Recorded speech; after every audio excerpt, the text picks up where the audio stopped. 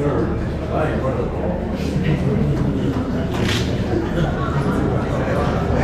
evening, everyone. On behalf of the Tate County Republican Club, I want to invite you to the fourth of our 5 forums this political year, and this is for the County Supervisor's position. This evening, leading us in our opening prayers, Mayor Glenn Billingsley, and then to lead us in the pledge is Barry Weisfield. He is a decorated Vietnam veteran. So if you gentlemen come on up front, we'll get started. Barry, come on up.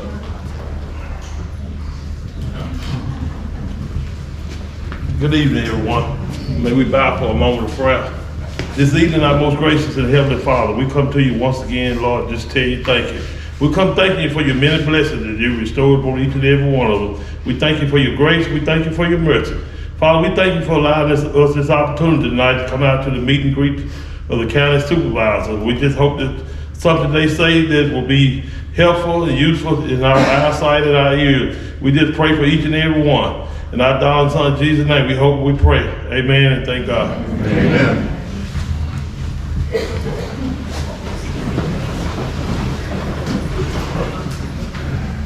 I pledge allegiance to the flag of the United States of America and to the republic for which it stands, one nation, under God, indivisible, with liberty and justice for all. So once we begin listening to the delegates and we have the questions and answers, I'll have a remote mic and Pat will. And we want to ask you, when you raise your hand and you're acknowledged, just to hold on until we get the microphone to you so you can ask it where everyone can hear the question. Pat, the show is yours. Please turn your phones off.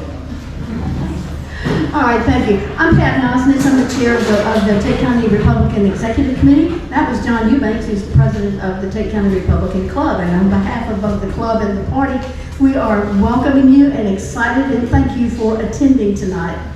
As John said, this will be our forum for our county supervisor candidates that are in the Republican primary that will be taking place August 8th.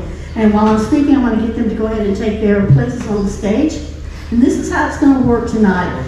Each candidate that is here will have 5 minutes max to speak and give his campaign speech. After each candidate has had an opportunity to speak, they will open the floor to questions.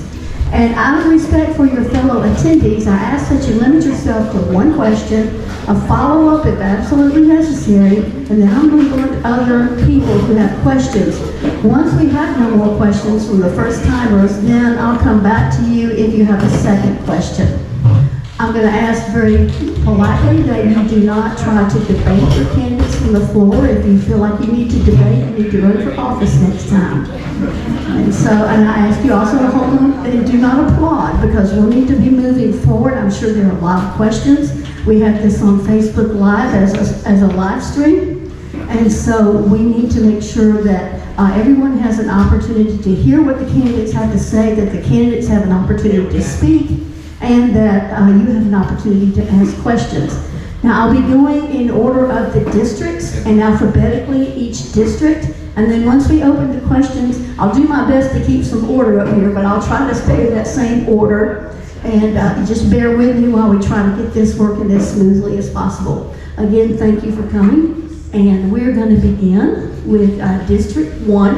And before I bring up Cliff O'Connor, Cal Collins is not here, but I do want to let you know, Leanne Darby got in touch with me, and she regrets that she cannot be here tonight. She had a family emergency arise, so she could not come, and I just wanted you to know that she had a good reason for not being able to be here tonight.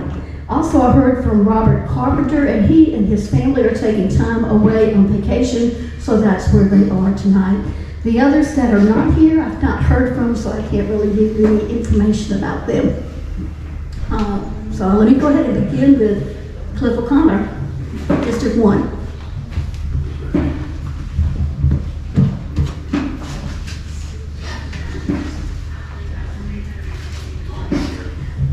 Can everybody hear me okay? All right. Good evening. I want to thank each of you for coming out this evening and being part of your county politics. I'd like to thank the Republican Club for hosting the event. My name is Cliff O'Connor. I'm the District 1 Supervisor here in Tate County. When I ran for Supervisor in 2019, I heard three issues over and over.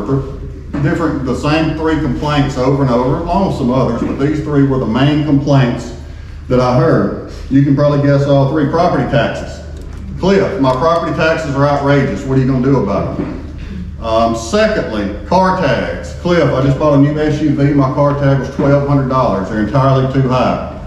Thirdly, you can guess what the third one was. Roads, infrastructure. 600 miles of roads in the county. We had a lot of roads in bad shape. So, move on to 2020. We were elected. We had an administration that was already in place. They had started already working on the county finances and helping us out a lot before we got there. Met with the other supervisors. Guess what? We heard the same complaints countywide. Taxes, tags, car tags, again along with some others. Those were the three main ones. Some of the things we did to be able to fix these issues. Beat system to unit system. We were in the beat system of government, we went to the unit system of government. I could talk 30 minutes on this, I'm gonna keep it brief. By going from the beat system to the unit system, we created efficiencies with logistics, manpower, and equipment. We reduced costs for labor, parts, and maintenance, and we reduced the amount of county equipment needed. We got rid of a lot of our old equipment. Thank goodness the economy's been good on equipment. We got good money for it, and we were able to put that money in newer equipment that doesn't break down as much. We can get more work done.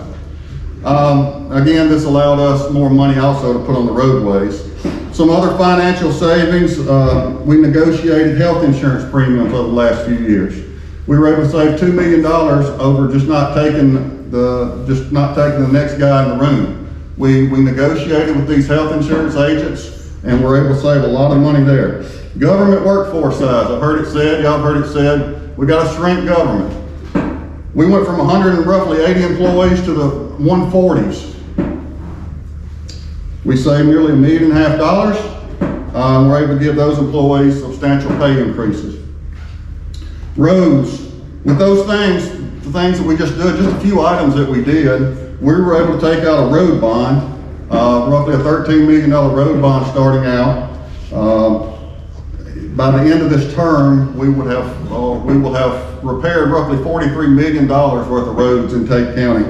12 million of that went to District 1 alone. We did about 36 miles in District 1. We issued a road bond, we didn't raise your taxes. Also, with the help of Trey Lamar, Mr. Neil Whaley, who's here tonight, we couldn't ask for a better senator and legislature for our area. They have worked tirelessly and worked really hard for you. So if you see them, give them an attaboy. Along with those things, we lowered your tax millage rate in 2021, 2022. Going back to the property taxes and car tags, that reduces your real property taxes. That reduces your car tags if you live in the county school district and your assessed values didn't go up. Public safety, we work with the sheriff, Tate County School Board to implement the school resource officers in the schools. Very important step to the safety of our children, our teachers, and all the staff at the schools. We upgraded our E911 system. The old system failed. The system that our dispatchers sat in front of, where they dispatch the calls, where they receive the 911 calls, it had failed. We replaced it. We combined E911, the Tate County Dispatch, and Senatobia Dispatch. City dispatch, we saved about $150,000, and I'm sure the city saved substantial money too for the city taxpayers. We purchased all new SCBA's for the fire departments to the tune of $392,000. The county cost was $36,000. Kim Brownlee at the time was our EMA director along with Neil Copeland. They worked tirelessly to get that grant, so that was a huge deal for our first responders. Courthouse security system, $100,000. New fire trucks for District 1 in Luxahoma are coming. They should be here this fall, hopefully. I'm not going to be naive. I don't want to be arrogant. We've still got a lot to do. We've still got roads to fix. I want to see the millage rate come down. I want to get your car tags lower, along with a list of other things. You know, again, I could talk on and on about. So we've got a lot to do. I have worked tirelessly for the past 3.5 years. My biggest supporter, my wife's here, my family. I can't thank them enough.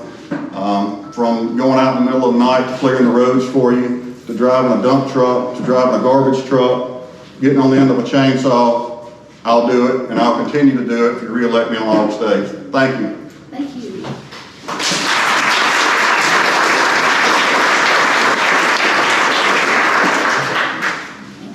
Thank you, Cliff. We're going to move on to District 2, and we have Eddie Brannon, and he'll be followed by Ron Williams. Good afternoon. I guess I'll take my list and throw it away. Okay, you covered about everything. But it's been a pleasure serving as your supervisor the last 4 years. Like Cliff said, we have worked hard for the county. We're county all the way. As a supervisor, you have a tireless task. You have an important task. And you have to split between the citizens that elect you in your district and the county. The Board of Supervisors is the highest form of county government. Everything that we touch affects people in District 2 and also people in the county. You cannot take this job lightly. It affects everyone. A lot of things that we have done, in my particular case, infrastructure improvements. On infrastructure improvements, we have, in my particular district, spent $9 million. We have done 30 miles of roads. And just like Cliff said, we got more to do. It's a never-ending problem. But the good thing is, when you fix a road, you move on to another road. So we worked hard on roads. We've lowered your taxes, like he said. We've also purchased a hospital. Now, I've been going door to door during this campaign, and the thing that I'm hearing is the best thing that you, as a Board of Supervisors, has done is buy the hospital. We went to meetings in Jackson, Mississippi. What they told us was, a person does not need to be over 25 minutes from a hospital. Go to a hospital and stabilize. Matter of fact, I've used this one down here myself. You know, you may have your doctors in Memphis, but to support this hospital, you have your scans done down here. And the good thing about this is you don't have to wait 2 or 3 hours. You schedule it, you walk in, get it done, you leave. That's a good thing. That's a good thing. And another thing too, I'm a big proponent of the hospital because our population, including me, is getting older. Now we don't need to be driving 40 miles to a hospital, sit around 3 or 4 hours, wait on somebody to attend us. When you come to the hospital in San Antonio and get very good service. What I'm hearing about the hospital in San Antonio from my constituents is it's great. Everybody's very professional. We're taken care of very quickly in a professional way. That's a good thing. I don't know if y'all know this or not, but I worked in Memphis 44 years. I drove 100 miles a day. How many of you have done that? Just hands. It's tiresome, isn't it? And the traffic's got worse. It's got a lot worse. Well, one thing we're working on as a Board of Supervisors is to bring industry to our county. One thing about a hospital, when industry comes to the county, what do they look for? A hospital, a local hospital. And we got one. And we got a good one. Another thing too is, we want to grow our county. The only way you're going to do that is bring industry in. How many of you got kids, grandkids? A lot of us. Do you want to see them drive 40 miles a day for a job to support a family? I don't. We need industry in here, and we're working hard at that. We're working hard at that.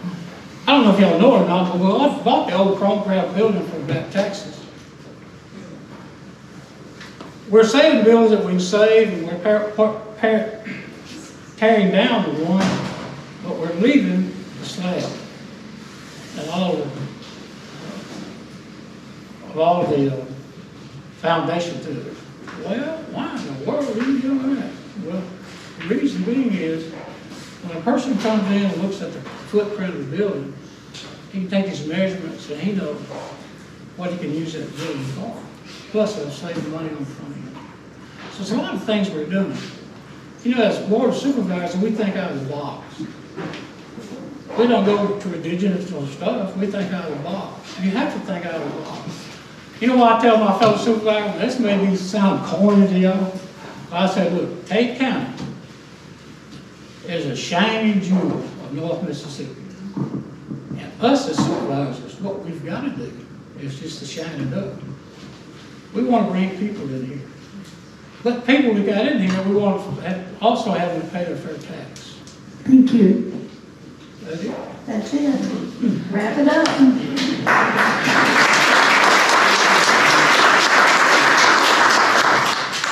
Mr. Williams, gentlemen, we all, as you use the mics, go ahead and feel free to move it. It is attached there, but move it up so people can move. Thank you. My name is Ron Williams, and I'm running for District 2 Supervisor.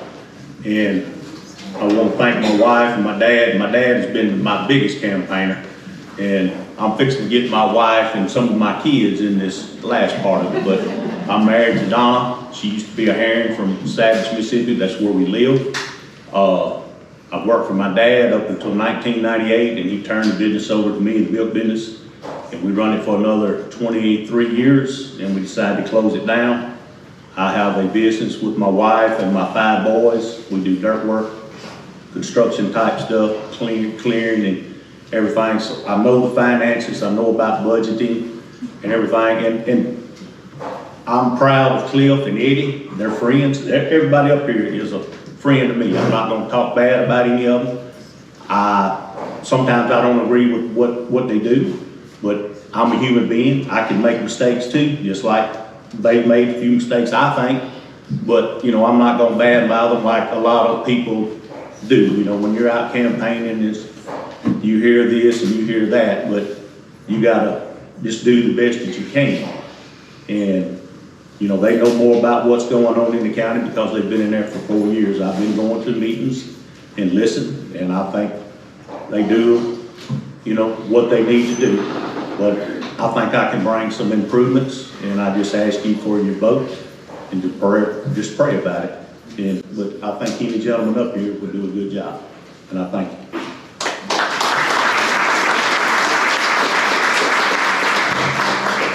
Thank you. We have Xander Billingsley next, and he's going to be followed by Mark McAbee, then Keith Murphy, and Lee Turner. Thank you for having us. My name is Xander Billingsley. I'm running for District 4 Supervisor. I've been a lifelong citizen of Tate County. I'm married to my wife, Stephanie. We have 2 kids, Abby and Landon. Been a member of First Baptist Church for 19 years. I graduated from Centavia High School, moved on to Northwest. After Northwest, I started my own business. Soon after starting my own business, I joined the volunteer fire department. That became a career. 22 years later, that's how long I've been in the fire department. 19 of them I've been a captain EMT. So as a business owner and a captain of the fire department, I've had to use my leadership skills, work with others, make business decisions, and set budgets. These are things I'm comfortable doing. I've been doing it for years. And I began thinking about running for supervisor several years ago. And along with my family and I, we believe the time is now. My residence is in Tate County, but in District 4, but Tate County is my home. And if I'm elected, I will serve with that in mind. Being a first responder, one of my priorities is the men and women who serve as a first responder. It's very important that these individuals work together. And working together, they can greatly improve the safety of our families, and that's what's most important to most of us is our families. The first responders are a vital part of this county, and they deserve the resources available to make their job safer and more efficient. And I'm willing to push for the first responders of this county. Some goals that I have, the guys that's already in here, they've lowered taxes, great. They've improved the roads, is great. I think we need to get more industry into Tate County, and I fully support the public safety system, fire, police, sheriff's department, EMS. And I'm gonna be proactive instead of reactive, because I believe being reactive costs the county money. Thank you.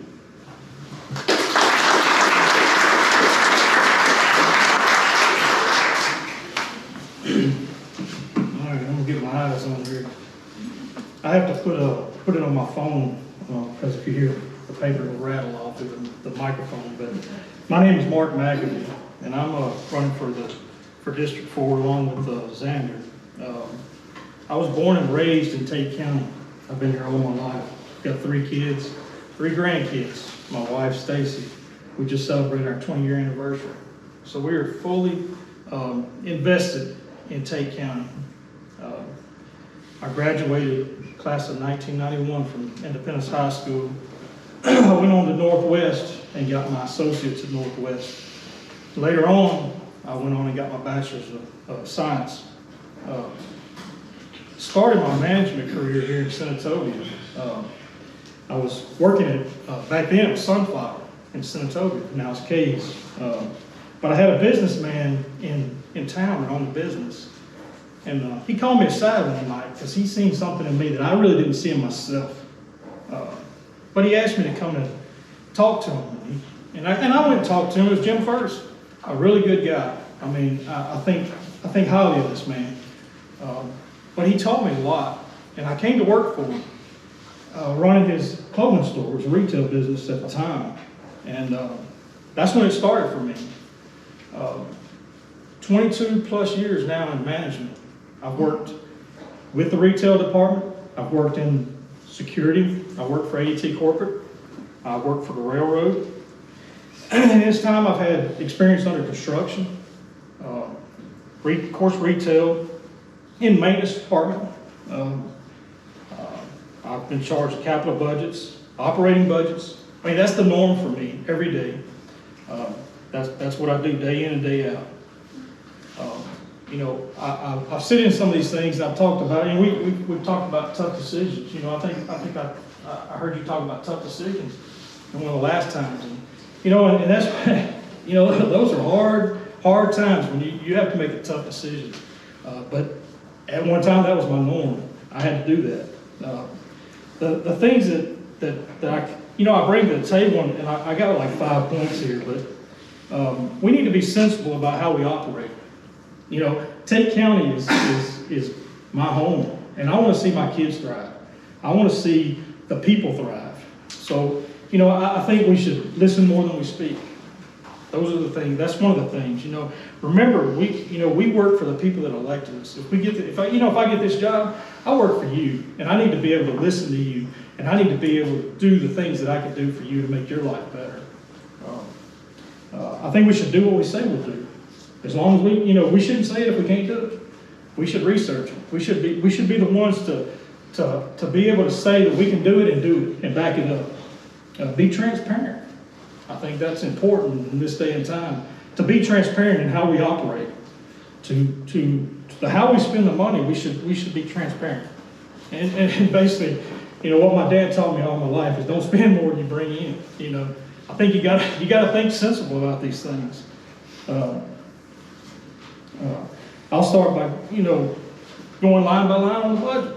I mean, I think that's the place to start. I don't care where you are, there's always fat that needs to be trimmed. And those are tough decisions. Those are things you need to look at. Those are things where we make our decisions and we make our future bright. Make sure all entities are working within their budget. I think that's that's a sensible, common, everyday practice for business. Look for areas to grow employment. I think about you, Mr. Eddie, when we talk about those things. We've got to go out and find place. We've got to bring employment into this thing. And employment we got to go out and find real estate to where we can make employment. I know those are tough things to find these days. God ain't making no more land, is he? So we need to go out and find the best and make the best choice we can make with that. We need to bring industry in here. We think about the vehicles and the equipment. You know, think about the cost of new as opposed to repairs. Those are things that we need to think about. Compare for maintenance to replacement. And, you know, I know it's being done. You know, I hear y'all talking about it. And I think we're at a point today that, you know, these guys that are in here today have made great strides. But I think I can bring to the table thinking outside the box. You know, I think about that every time. I think about thinking outside the box. You got to think outside the box to make things different. You know, you can't operate the same way you have. At some point, that's going to draw to a close. And you got to think outside the box to make things different. You got to come up with different ideas. You know, I think we can make this better. I think Tate County has a great future. And I want to be part of that. And I appreciate your time. I thank you for inviting us. And on August 8th, you know, District 4, I'm your candidate. Thank you. Thank you.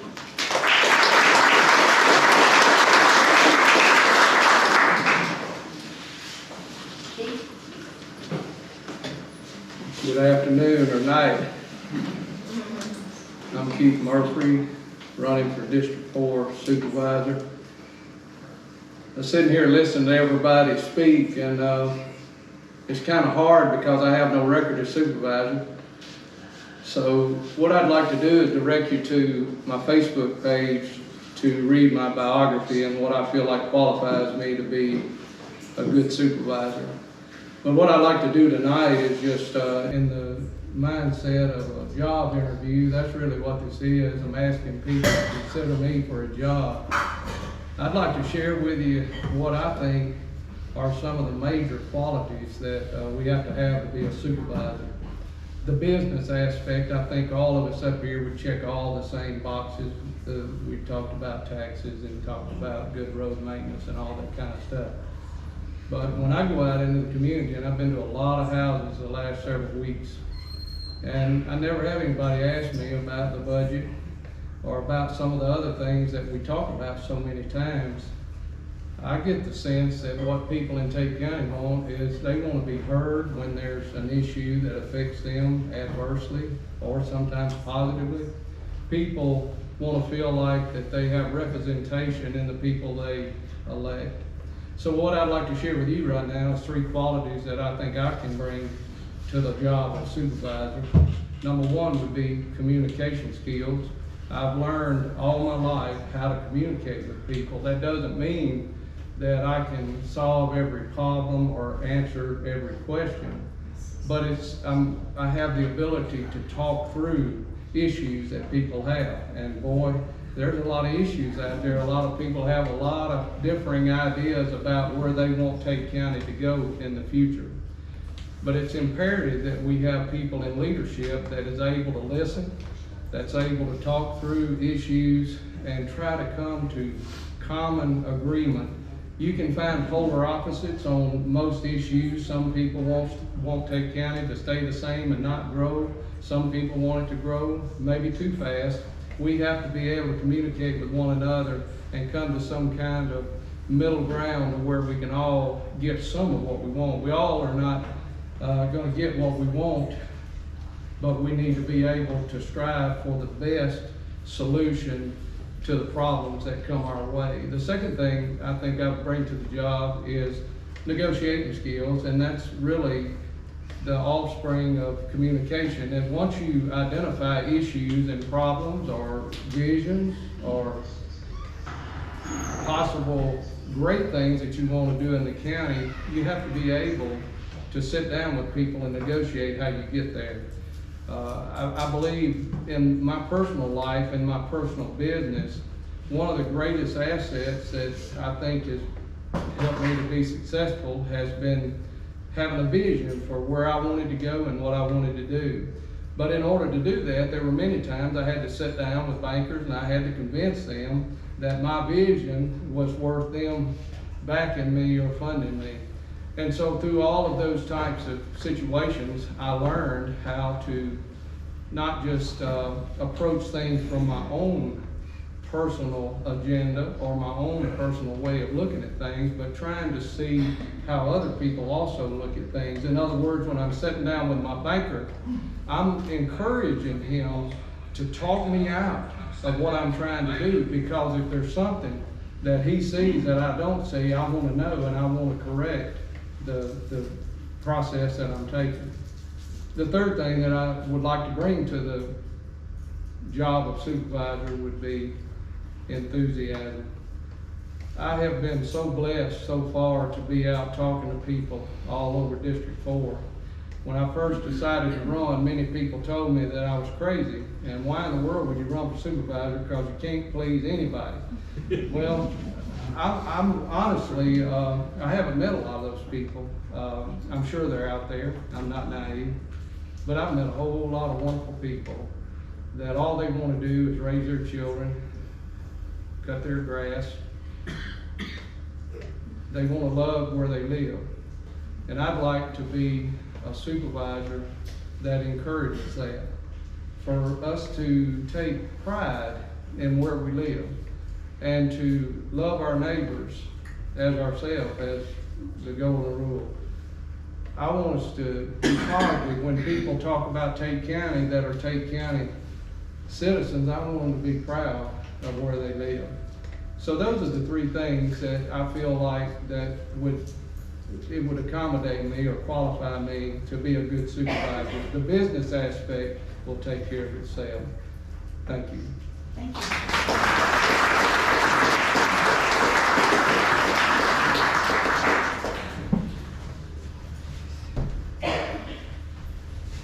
Glad to see everyone out tonight. I'm glad y'all chose to come out tonight, just like we chose to be here. It means a lot, but appreciate the Republic Club for putting this on. For the ones that don't know me, I'm Lee Turner, running for District 4 Supervisor. I lived in Tate County for 2.5 decades now. Came to Tate County in August of 1998. Attended Northwest Community College. During that time, I met my wife, Danae Crockett Turner. We've been married 20 years, have 2 kids. Danae's a lifelong resident of Tate County in District 4. She's also a preschool teacher in Senatobia. But we chose to live here. We chose to live here and raise our kids here. This is where we want our family to be brought up. After graduating Northwest, I started my career in the power generating industry.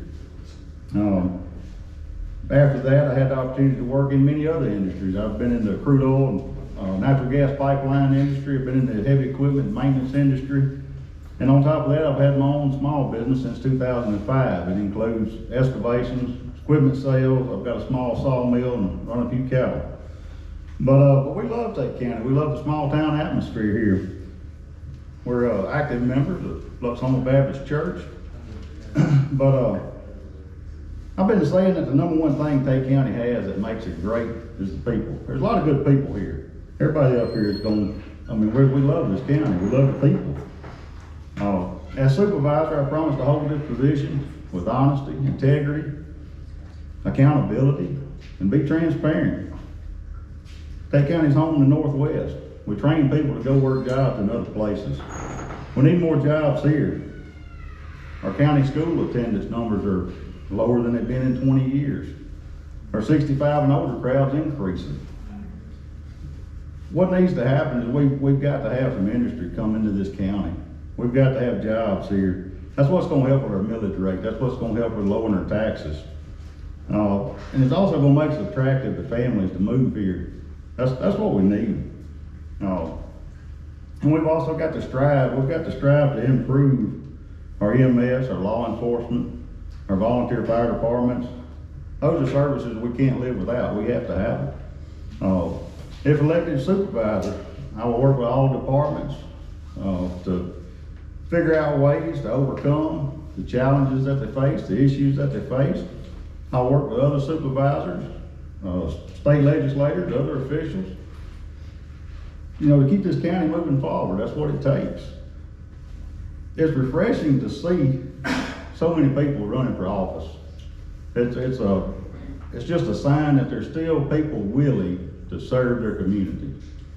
And as I close, I want to encourage you to get involved in your community. Get involved with a church. Get involved with a kids program. Start a business. Join a volunteer fire department. Run for office. There's many ways you can serve your community. And that's what's going to make your community better, and that's what's going to make your community stronger. But get involved. And remember to go to the polls August 8th. Your local election is the only government you're ever going to impact. Your local election is the only election where one vote might make a difference. But I encourage you to vote. I encourage you to encourage others to go vote. I'm Lee Turner. I'll be honored to serve as your District 4 Supervisor.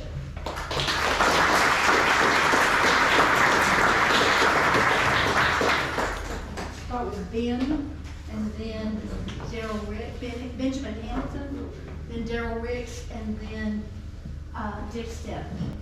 Okay. Well, I had a speech wrote, but I decided earlier today that I'm not gonna read something that is scripted, so I'm just gonna freelance right here in front of you. I wish everybody here on this stage could win the election. Every person sitting here is a good person. Every person here has a vested interest in their community, and that's why they're sitting up here in front of you guys right now, because they love their community. I know that. So please don't chastise them and criticize them for what they're trying to do, because they're here because they actually care about the community where they live. Speaking of chastising, I want to say something to everybody here, and I want you to know and understand something that's happened in my past and in my life that some of you may or may not have heard about me. In January of 2021, I was arrested. Had papers brought to my home and said I have a warrant for my arrest, okay? And that arrest was for a GPS that I placed on a vehicle, and I was searching for my 3-year-old daughter sitting right there. I was in a 2-year custody battle. I went 58 days without seeing my daughter. And that's why I was arrested. Do I have conviction for that? No. Would I do it again?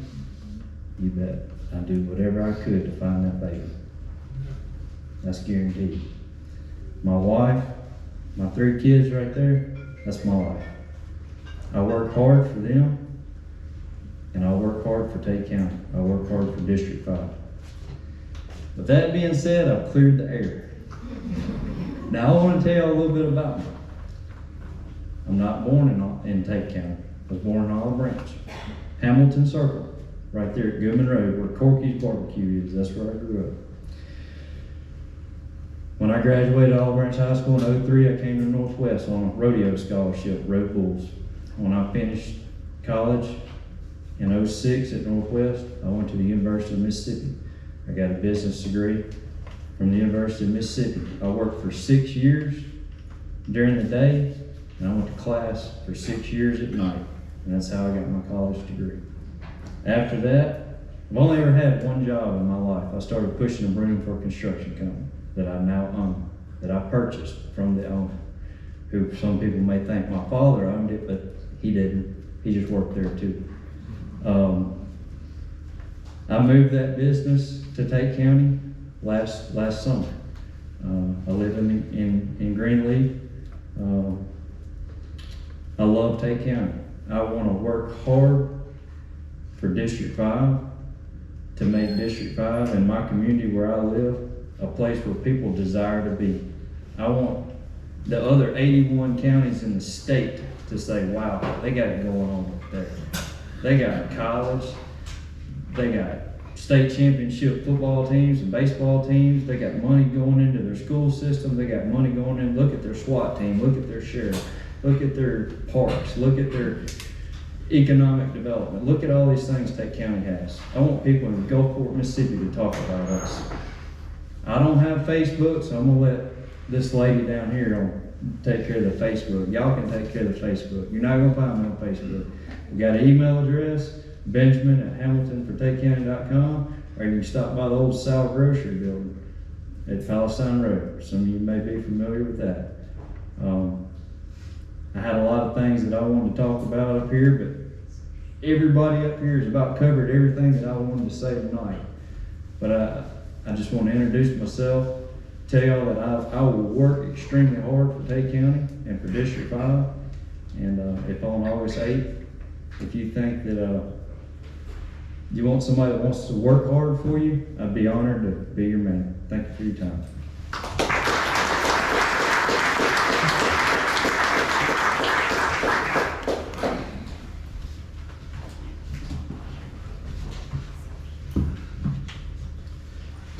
I'm Darryl Ricks, and Cliff and Eddie have told you everything about what we've done. And so it's been my honor to serve as the supervisor in District 5 in Tate County. And to give you a little brief history about myself, be brief because you should know by now. If you don't, then stop me after this thing and I'll tell you anything you want to know about myself. But I've lived in Independence area most all my life, and was raised there and know most everybody, and graduated from Independence High School, married my wife. I went off basic training and married my wife, and we've had 2 children and 4 grandchildren today. So that's brief history. And y'all remember 3.5 years ago when I was running for this office for the initial, I put out signs that said rough roads, high taxes, high car tags, where does the money go? Well, as you can see, over the past 3.5 years, we've answered those questions. We've asphalted more roads than this county would ever have dreamt of. We have lowered your car tags and your property tax by 13% if you live in the country or outside of the county. And where does the money go? Well, where does it come from? Should be your question nowadays. Where do we get all this money? Well, we get it from various sources. We go out and solicit for it. We have saved it as if they had explained how we did that, and then we have went out and asked for grants, and we have went out and solicited money for different projects, and so we do everything outside the box that is possible. I mean, we try different size tires. We want to see how it runs. We do any and everything that we possibly can to get it. So the future, that's what we need to talk about tonight. Where are we going? Where's this county headed? A lot of people want to know that. Well, in my dream, my Daryl's look at it, you know, I love the country that we live in, the city. The city people, we have 2 cities in this county. If you like city life, you got your choice. Coldwater, Saratoga. Coldwater's up and coming. Coldwater's a gem of this county. I mean, when we get our industry there, and we're close to having land there, very close. And once we have that, then the industry is coming. And as soon as the industry gets here, then we have taxes or in lieu of tax money. And that's going to provide for more education, better school system. The growth of our school system is going to come from that. It don't need to come from the backs of our taxes off our houses and our car tags. It needs to come from an industry somewhere. That way, when our children grow up, they have places to work and live. And if they choose to stay in Tate County, which we all hope they do, then they have a place. Because once you get that industry started, then you get offshoot companies that come, or amenities, or things that provide things for the people who work there to do. And being proactive in that, this board of supervisors has gotten Cronecraft, as Eddie had alluded to, and we plan on putting in an amphitheater, a farmer's market, a walking trail around the pond. I mean, all that is coming, and it's coming quickly. And some of those buildings are going to be torn down, and then the venue that the old Cronecraft building is safe. So the venue there is going to be, if you want to have a car show, there's ample. I mean, it's 17 acres under roof. There's ample space there, and so we're repairing that. So when industry looks at our county, they look at it and they say, well, if we move there, we've got foreign companies that are looking at us. And they said, we move there, what will our people have to do when they're off work? And they look around, and right today, they don't see anything. But that's what we're looking at, okay? Let's show them something. I mean, there's a few things popping up. I mean, right now, you have a movie theater and soon to be an axe throwing thing in downtown. And then you get the bounce house, and maybe leave something else out. But other than that, most of us hunt, fish, or golf, or do some type of activity. But all those activities are there, but foreigners don't understand that when they look at our town or in our county. So we're looking at Cronecraft to provide that. And so once we have something in there, we have property, and property has to be hooked to infrastructure. So it's got to be around Senatobia, around cold water in order to have industry. And we've got to have things to do. And they also wanted to know about hospital. When we first started looking at industry, we didn't have a hospital. We have got a wonderful hospital today. I mean, that's probably the crown jewel of this county right now. I mean, it and Northwest Community College, I mean, without those two, we wouldn't have a county. And so when you're looking at things, you know, just keep it in mind that this Board of Supervisors, current board, is on track to keep things going and moving forward. And we have a vision, and we've been working hard for y'all. And I'm asking for your vote to re-elect me this August 8th for the primary and the 7th in November. Thank you.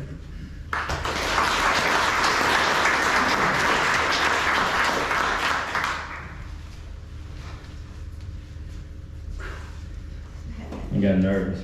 And I sat here and listened and listened and listened, and knew about everything I want to say has been said. But I want to first of all say I'm not a politician, but I will tell you I'm a Christian, I'm a husband, I'm a father, and I'm a grandfather. I'm a lifelong Tate County. Me and my wife, wish she couldn't be here tonight. And I want to thank the Republican Club for hosting this. I have a small business I run, and at my house, but I live in downtown Thyatira, so I live off of the beaten path. I can tell you that. So, I've served my community in White and Thyatira for 24 years on the fire department,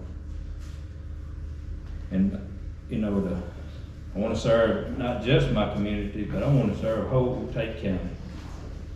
I'm 51 years old, and like I said, I've been here all my life. With the unit system versus the beat system, I think right now the unit system is going to have to be where it's at. I'm going to be available, I'm going to be transparent, and if the people come out and hire me for this job, I can say I can be a working supervisor if I have to. I hold a Class A CDL, so I can drive any truck, but if it's something I can't do, I tell them, I'm going to hire somebody else for that one.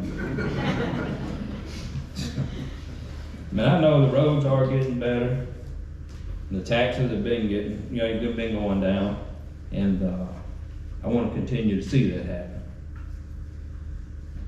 And, you know, being transparent and available, back to that, you know, like I said, I have my own business, so if I have to leave my business to go tend to county business, I can do it. I ain't far, and I'm just a phone call away, and I want to, if somebody calls the county, I want to be the one to tend to it.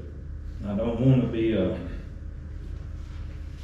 not seeing somebody, no, I'm going to send me. And I think that's how it should be. The people voted me in, I should go tend to it. And like I said, I don't make many promises,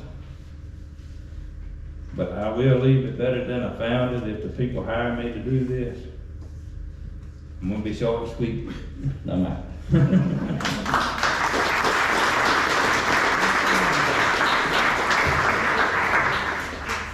The coffee's ready, and we have some cold drinks over here. Let's take about a 2-minute break.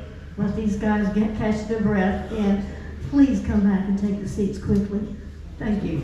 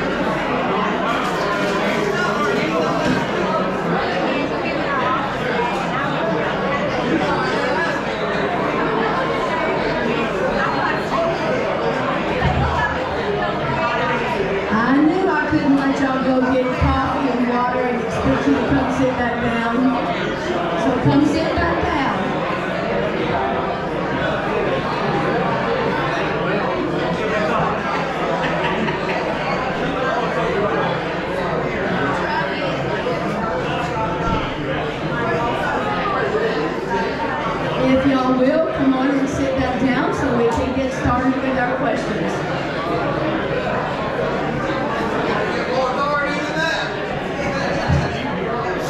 Don't make me walk back there again.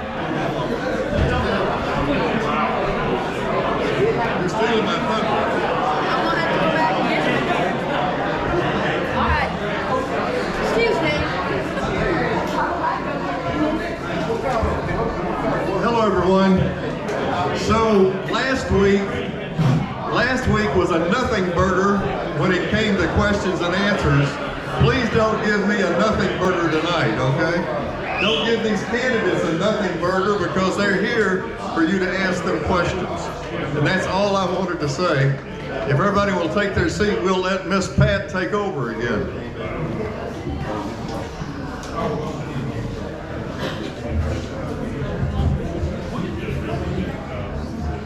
Okay, I need the candidates back up.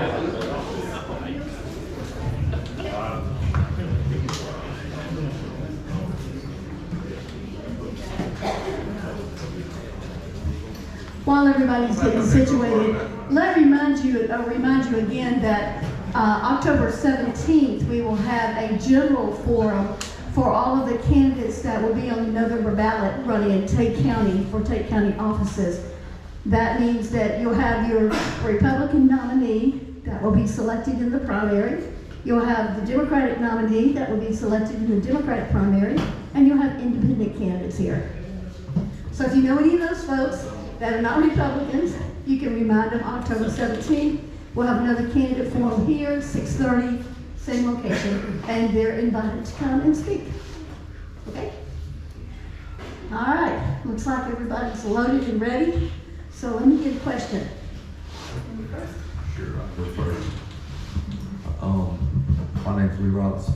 I have a question for all the new candidates. It's been so much applied to the guys that are supervisors now. All of you came up here and you stated your case of what makes you qualified, and I have no doubt you're probably all qualified to be supervisor. I don't know but a couple of you. Seems like everybody wants the more industry. Everybody wants the better roads. Everybody wants the lower property taxes, lower car tax. My question is, what are you going to do different to make that better than the current supervisors are doing?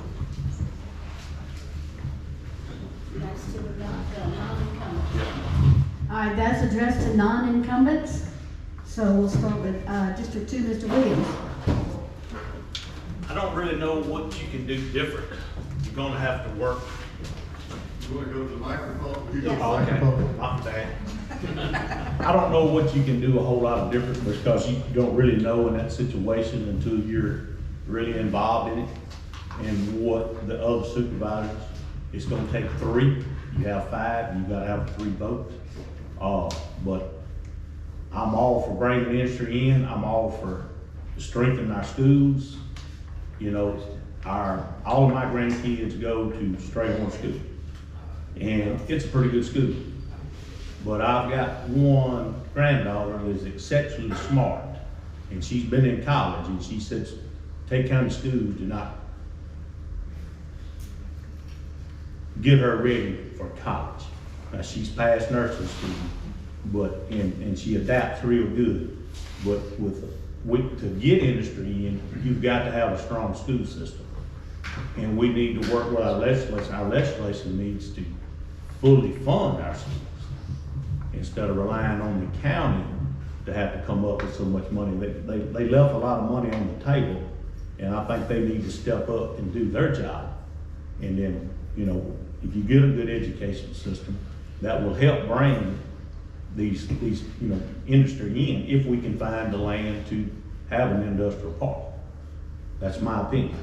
Thank you. Mr. Billingsley? Well, it's kind of like Ron said, if you're not in there, you really can't say a whole lot of what you would do different. I would continue doing what they're doing with the taxes and the roads and all that, but one priority I would have, and not saying they're not doing it, but I'm gonna push for the volunteer fire departments and the EMS in this county. I think there's a lot of room for improvement for our public safety, and that's gonna be a pet peeve of mine. Thank you. Mr. McAfee? Yeah, kind of feedback on what they said. I think we need to continue down the path that we're going down, for sure. But we need to think about statewide, what can we go to the state for? I don't particularly know what they're doing at this point in time, but I think we need to reach out to the state and see what there are options there for that. I know some of the tax problems or some of the tax issues that have come live, that have come up, kind of rose up in the last big thing.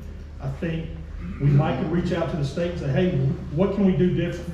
What can we try to work on and get y'all in collaboration with us and see what we can do with that? Those are some of the things that come to mind when you ask that question for me. Definitely schools. I think we need to look into the schools for sure. I see that right off the bat. But definitely continue. They're doing great things the past 3 years. I have no doubt about that. But I think we need to reach out to the state, and that's some of the things that hit my mind. Thank you. Mr. Turner? Oh, no, sorry, Keith Murphy. I can't read. I think all of the above, when you start talking about lowering taxes and trying to get car tax down, I think all that just basically stems out of a vision for where you want Tate County to be. If you're talking about industry, you've got to get excited about what the possibilities are, and in order to get excited, you got to get the people excited about it. And then when you do start negotiating with those industry leaders, you have to get them excited about coming to Tate County. So it's just all about how you look at your community, how you look at your county, your city, and that's what's so important to me about vision. In growing my business, I had to have a vision for where I wanted to go before I could start figuring out how I was going to get there. And that's what I feel like Tate County, we're right at that breaking point to where we really need to decide where we want to go together, get excited about it, and with enthusiasm start entertaining the thought of what industries might possibly come here, whether or not we're going to have a big expansion in bedroom community to where we can have more tax revenue that way.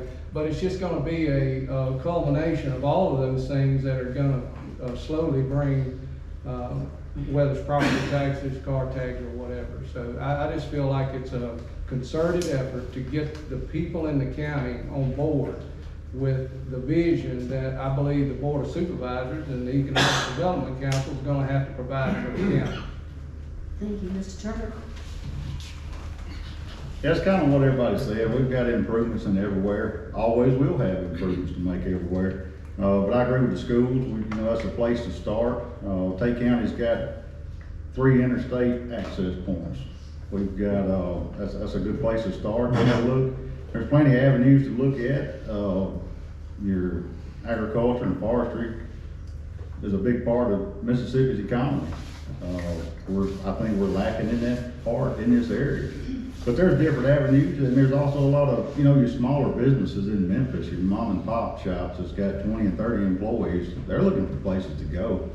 I've been approached by a guy that's got a small insulation company. He's wanting to come to Tate County. But you get several of those, and that makes a big impact. And those are the people that put back into your community. Those are the ones that get involved. But it's just, pretty much what everybody says. They're the starting point. We've got to find it and go with it. Mr. Hamilton? Well, everybody took my answer. Really, we all recognize the things that we want to improve on. Everybody here wants to improve the roads, the infrastructure, the education, the fire, the EMS, every entity that has to do with the county. But what's the one thing that drives all that? Money. You gotta have money. If you don't have the money, you can't fix anything. So like somebody said earlier, it's gonna start at the state level. It's gonna start it with someone that can go to Jackson and lobby for businesses for Tate County that can discuss business options on behalf of Tate County to bring the next, instead of Milwaukee Tool going to Grenada, they could have come to Tate County, but we didn't cut a deal with it, It's gonna take somebody savvy enough, business savvy enough to cut a deal with a private business to get them here, to get those funds rolling in. Like I said, I've worked my whole life very hard, started pushing a broom. Now I own a very successful general contracting firm that we do business for municipalities and counties and private businesses in 4 states throughout the Southeast. I have those skills that I can lobby with business and talk business with people and cut deals with people to get those businesses here, and that's where it starts. And you know, we can beat the horse to death, but if we don't have the tax dollars coming in for the county, we can just all keep beating the same drum. So. Thank you. Mr. Skip? Guess with me, I guess I'd sit down with all, the other 4 supervisors, county administrator, and see what we got to offer. Then I'd probably go to Coldwater and Senatobia and see what they got to offer. And make it, all of us work together. And I think, that would be the way to go. But I hope that answers your question. That would be my thought. Thank you. Question? Specifically for Cliff, since he's my supervisor, and I do appreciate the taxes coming down sincerely.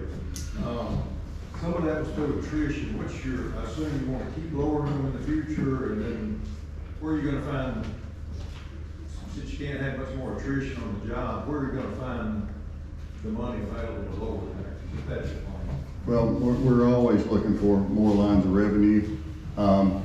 We look really hard at our one-time expenses, purchase of equipment, that sort of things. We look really hard at our renewal or year-to-year expenses, which are wages and those sorts of things. So we've got our thumb on it, or our finger on the pulse at all times when it comes to the finances.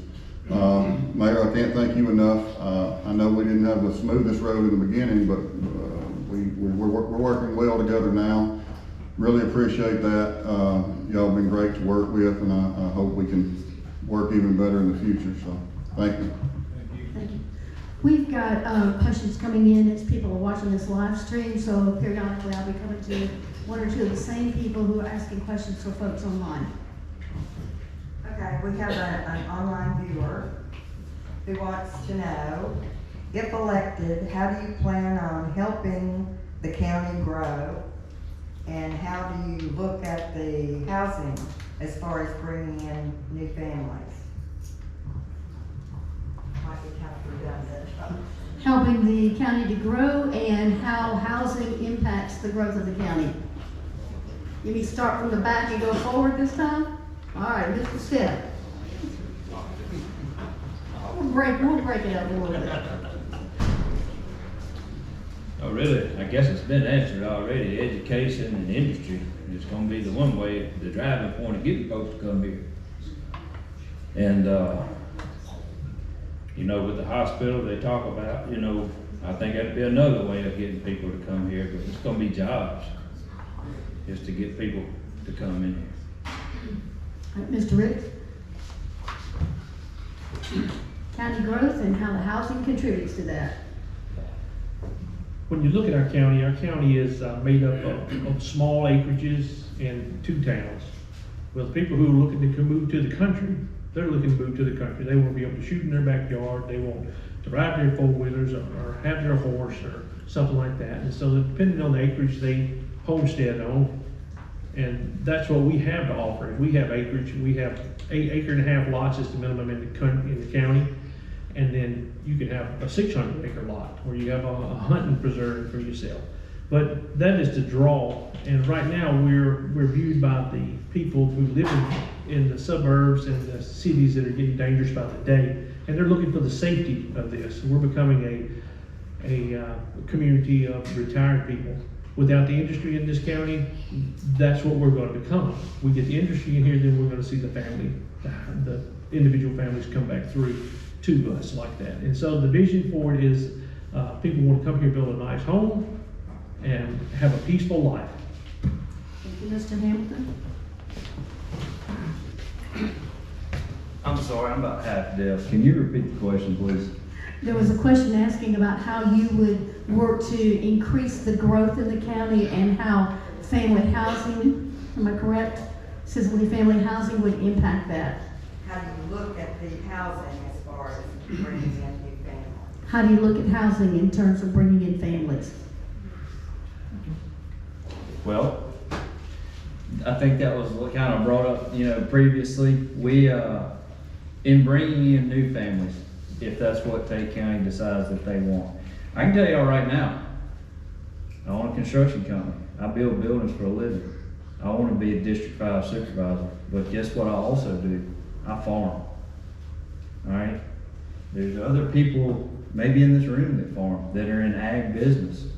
I don't want a subdivision on my land. I can tell you that right now. There's going to have to be a balance. There's going to have to be a balance, all right?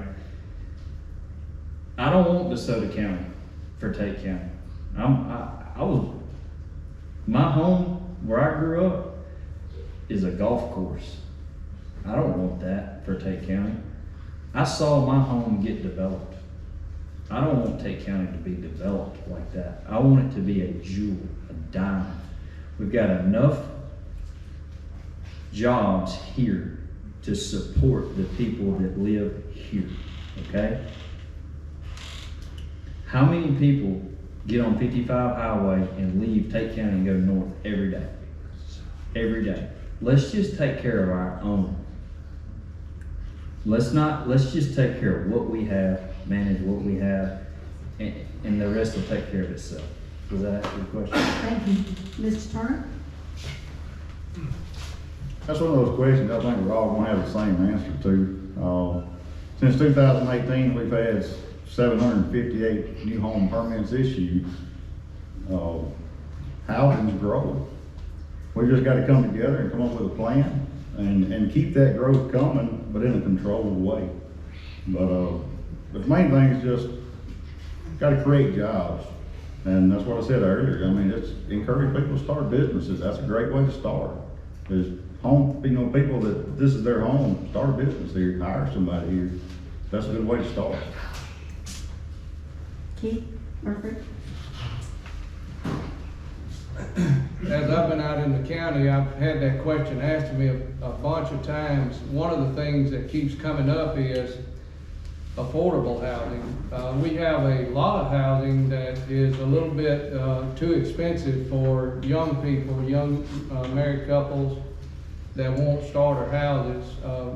One of the things that I would like to do that I'm very interested in is trying to pick places to where the area needs to be revitalized and try to come up with ways to build affordable housing. I'm not talking about low income type housing. I'm talking about houses that young people can afford to get started. I was out in a community not long ago, and I was just amazed at how many young families were in that community that had been in Tate County less than 5 years, and just seemed like every one of them came to the door with a little baby. And that's encouraging to me and exciting, because that's the life of your community. And if you can get people excited and prideful about where they live and figure out ways that people can have houses that they can take pride in and enjoy living in and enjoy the community that they're living in, then you'll have the natural slow growth that we'd like to see, to where people can actually contribute revenue-wise to taxes and also to better schools and all the other things that come along with that. But the thing that's important is just trying to create an atmosphere of people taking pride in where they live. And that's, I think that's what really is a draw to a lot of young people when they look at a community. They want all the amenities, they want all of the things that young people want, good restaurants, but you have to have that pride to where people know that you have low crime rates and you have people that really take care of their homes. Yeah, along the same lines, I kind of feel the same way. I think that we start with the industry, and we get the schools where they really want to attend our schools. We support our law enforcement to where they feel safe where they're at. I mean, that's kind of the key. And to think about how people can really get started, that was kind of part of my deal, and some of the things that's happened over the past couple of years is how can a couple that just come out and say they're pregnant, they got a child coming, they're just getting started, how do they do that? We got to think about those things. We got to have options for them to be able to get started. Because I've seen so many times, I was born and raised here, I haven't told you that, but I've seen so many times that we've had people start out in something and they upgraded to something else on their own property. They upgraded to something else, and then they upgraded to something else. I mean, to me, that's a natural progression. I think we need to do those things. We need to get the schools. We need to make it affordable for them to live here and to start their families and support our law enforcement to make them feel safe. That's my side of it.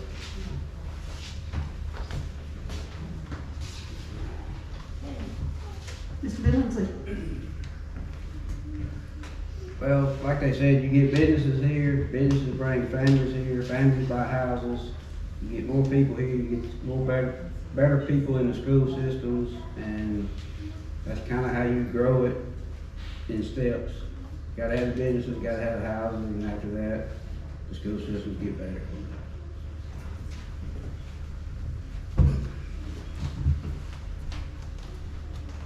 I know our county is growing,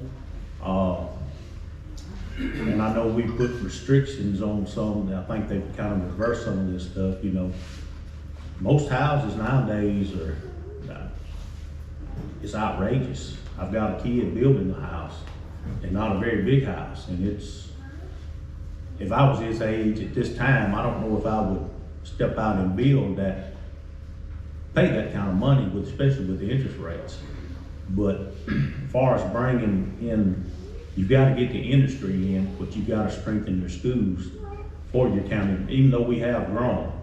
And, you know, and we've got fair schools, but they could be a lot better. But the strength of the school and then bringing in the industry, that's where you're going to get your real growth to bring people in to work. And it would help, like I said, bringing some of these small businesses in some of these, in Memphis, you know, the place like Coldwater. Glenn is doing a tremendous job at Coldwater. Greg and them are doing, trying to do their best to bring stuff in. And right now it's just the economy is not the best in the world with what we got running in Washington.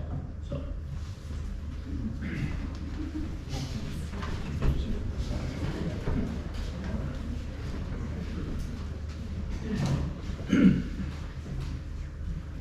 Folks, you gotta have infrastructure. We can't stop the growth. As long as people sell land, people gonna buy land. We're running out to they want to come out here. They want peace. They want to get away from all that. They want to get away from the traffic. We've got to have infrastructure. Well, also, when people come down here and buy land, they're gonna build a house. We, as Board of Supervisors, are gonna make sure that the taxes they pay are the fair amount of taxes that everybody else pays and does not burden our existing citizens. That's one of our jobs. One thing that we've got, and I don't know if y'all have thought about this, at Northwest, we've got the art center. They bring all kinds of people in here. I've been to several of you probably have. So what is that going to do? When you go out, and you go to a venue like that, the next day you get up, you ride around, you look at your county. They're gonna ride around, look at the county. Well, they may decide, you know, I really like here. Quiet, it's peaceful, I'm gonna buy some land. You gotta prepare for that. As people come in, you gotta have restaurants. You gotta have venues that they want to come in. You gotta have something for the young people. Our schools have gotta be enhanced. Better schools. That all takes money. We gotta make sure that we have things that attract people in. That attract people here who want to come here. And also, the money that they pay is a fair amount of money, like everybody else pays taxes. Everybody needs to pay the same tax. We do not want to burden our existing citizens with taxes.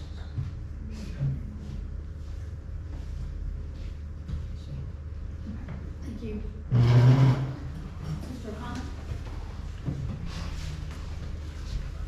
I'm not sure, I think I remember what the question was, it's been a few minutes since we had it. Bringing growth to the counties and drawing new families for growth. As far as residential growth, I don't think it's a matter of if or when, it's here now, it's coming now. There's really no available houses or anything for sale in Tate County or in North Mississippi as far as that goes. I do believe we have prepared for the growth. DeSoto County's coming down, Memphis is coming. I don't think you're gonna stop. We revisited our comprehensive plan, which involves planning and zoning. We tried to structure that as well as possible so that we are prepared for this growth. As far as industry, we have tried to lower the millage rate. Industry looks at millage rate. These big companies want to know what these millage rates are before they even step foot in your county. So we are continuing to strive to get the taxes low so that industry will come, and it's a big circle. It all works together. Thank you. Pat, we have a question in the back of the room here. Well, it's twofold, if we can ask the current supervisor's part, and then if the candidates can answer. So 9 of the 10 of you mentioned industry at least twice. And the current Board of Supervisors has worked really hard in recruiting industry with things like workforce development, economic incentives. We spoke about going to Washington and the state. They've done that. And they've purchased land. Some of the issues that we run into with industrial recruitment is having available property. For the current supervisors, which one of those things that y'all are currently doing do you think is our biggest area of opportunity if reelected? And then for those of you that are running, which one of those do you think that you could focus on and make us better at? Okay. Cliff, I know you just sat down, let's go. Focusing on industry, your biggest areas of opportunity. We currently have a industrial grant that we've been sitting on for several years, but we've been actively trying to buy industrial land. Again, going back to the industry, they want a low millage rate, but what they also want is some turnkey land. They want to come in here, they want to make sure that they have sewer, water, all the utilities that they need to go ahead and start construction immediately, because when they start, they usually want to do it quickly. So we have been actively working and seeking out landowners trying to spend this money that we have from the state. So Jamie, I hope that answers your question, but that is one of our top priorities, and I think one of our best opportunities for Tate County right now, if we can fully engage that and get it through.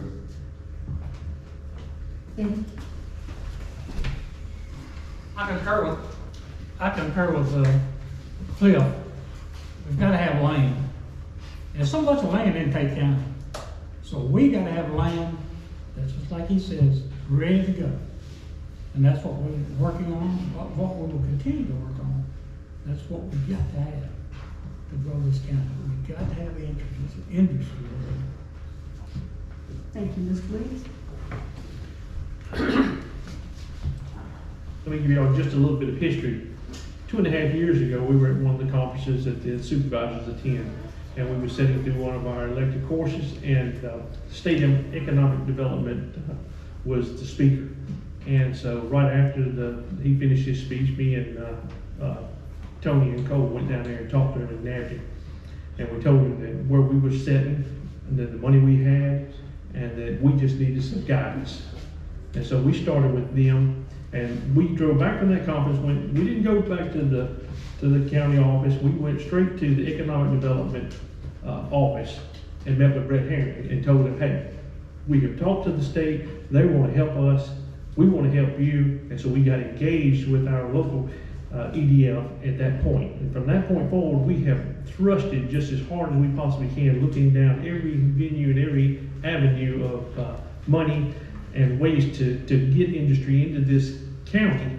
And it's been a rough road. I mean, it's been one of the biggest challenges that me, coming from private industry, I can't I like things now, right now, and it just didn't happen in government. There's too many hoops you gotta jump through, too many things you gotta backtrack to, and it's a lot going on with that. I mean, we're in full thrust with it right now. This board of supervisors is engaged in economic development, and we know that that's the future of this county, and we are serious about it. Thank you.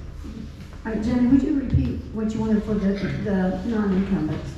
Well, after hearing what the current board of supervisors is actually actively working on, after hearing what the current board has actively been working on with workforce development, partnering with Northwest, purchasing land, going to Washington, talking to our state and federal officials, what part of that do you think you can help with or make us stronger at?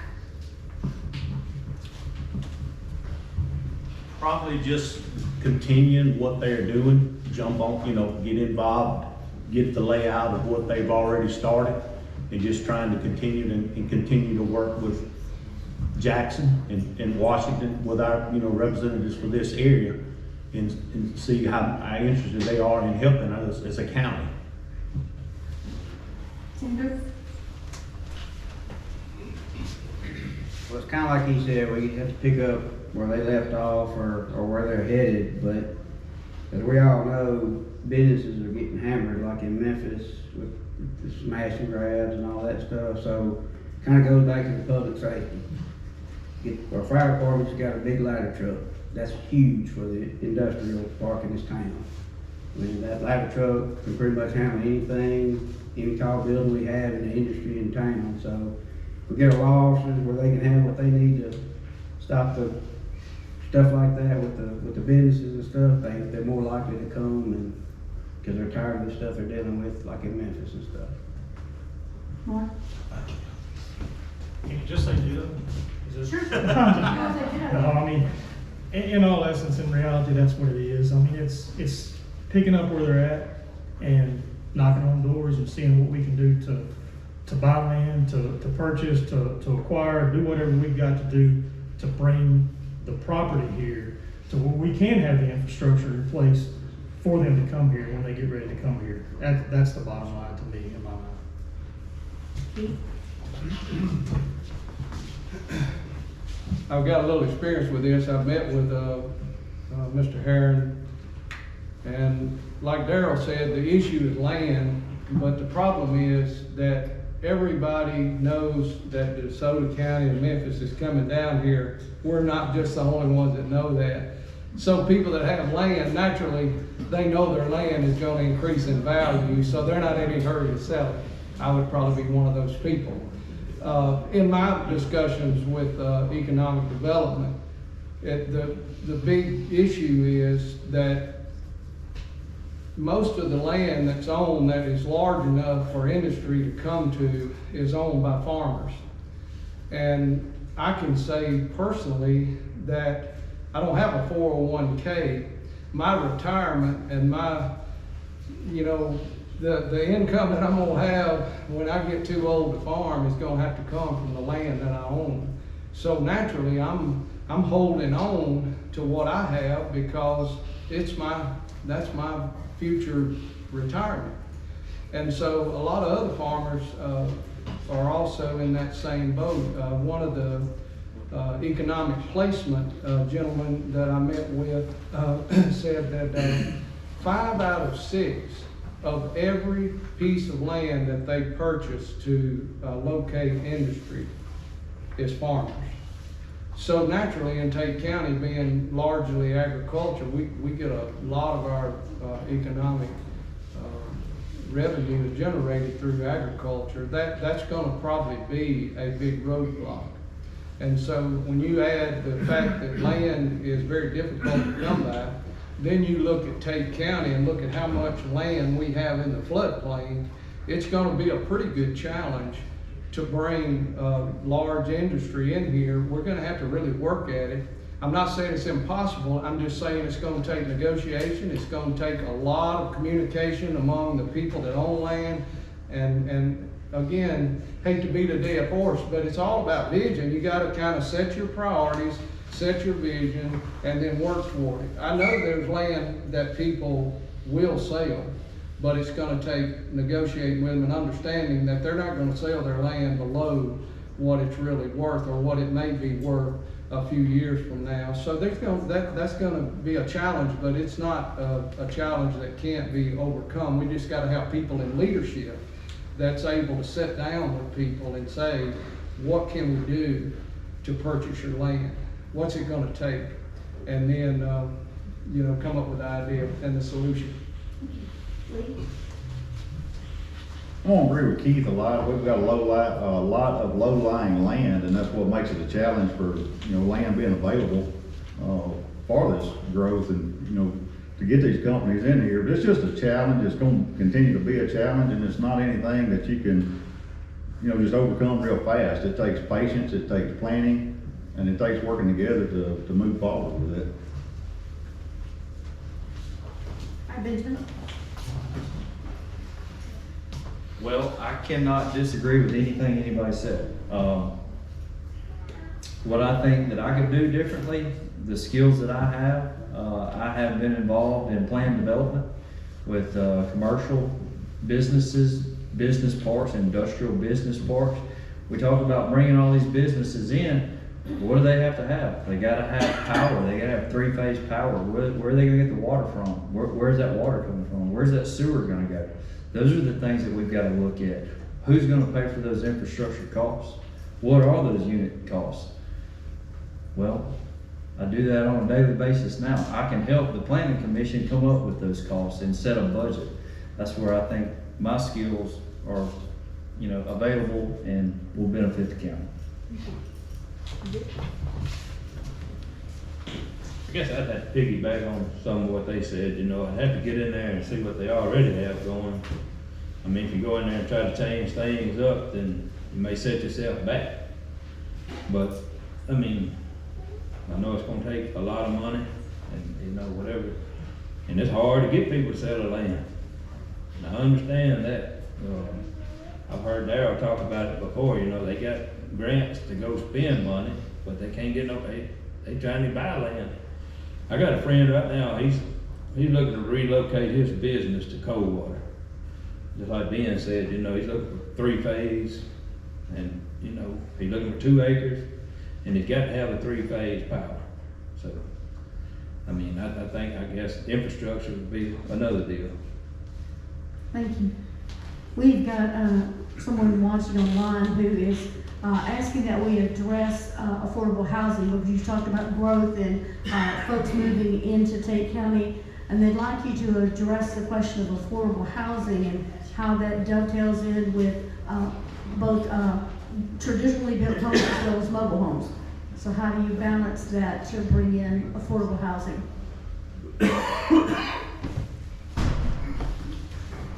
In the county on the out parcels, not involved in not subdivisions. If you have a subdivision, it's going to be under certain stipulations from the builder to the planning commission and the developer. So depending on what size home they allow in those subdivisions depends on whether there'll be affordable housing in that particular subdivision. On out parcels of land out in the county by itself, you can build a minimum of a 500 square foot home. There are still areas in the county and zones where you can put mobile homes. So there's still opportunities out there for affordable housing countywide.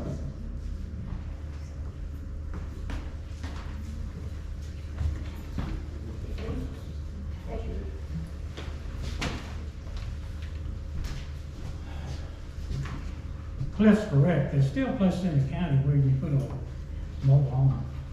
Center-wise, you put double-wise. We're all zoned in different areas of the county. And you can do it, like he said. Like Cliff said, you can build a 500 square foot home in the county. And they are doing that on, I believe it's on Bridge Road, that they're building those small houses like that. So there's affordable places that you can still build houses in the county.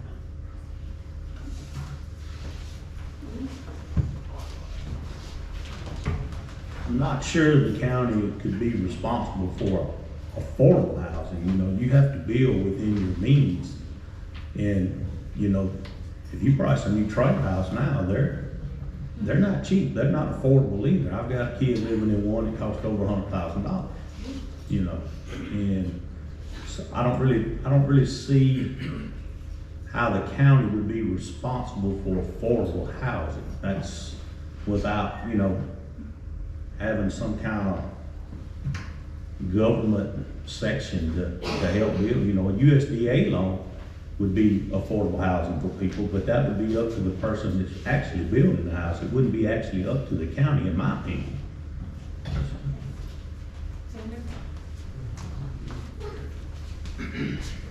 Well, they kind of hit it all. I mean, you gotta build within your means, and there's places in this county, if you can buy to build small houses, or if you build in the subdivision that has covenants, that's what subdivision and covenants are for. So, I mean, that's like Ron said, I don't think that's the county's responsibility, what you can afford and can't afford. I mean, we don't want government in our business no more than we have to be, so, you know, you just may have to relocate where it fits you.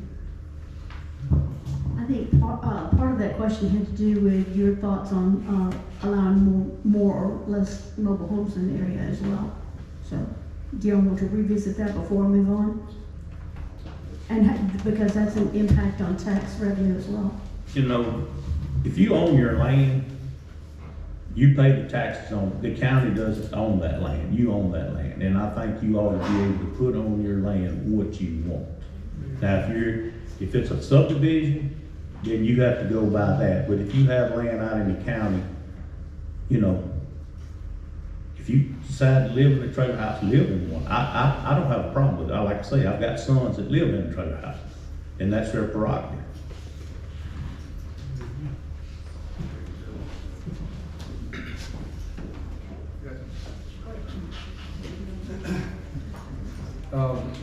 I lived in a mobile home for 10 years when I first got married. I've lived on all sides of the spectrum when it comes to what you live in.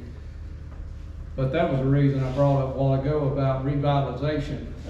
You can't necessarily put affordable housing in a community that's got a covenant or got a square footage regulation. But you can take areas in your county that are struggling, maybe going backwards in a lot of ways, and try to come up with creative ways to try to revitalize those areas. And in the process, you basically solve two problems. You stop a community from decline, and you also provide a nice, affordable home for someone that's young, married, and wants a starter house. So, you know, I don't think it has to be either or, and I don't think it has to be the county providing or seeing to it that someone has a home. I just think that that's part of the vision of the Planning Commission, the Economic Development, the Board of Supervisors. We have to have a vision for where we want our county to go, and then we have to come up with creative ideas to make it better. And I just feel like that there are options out there. It's going to take people sitting around the table and saying, not that we can't do it, but how can we do it and come up with solutions.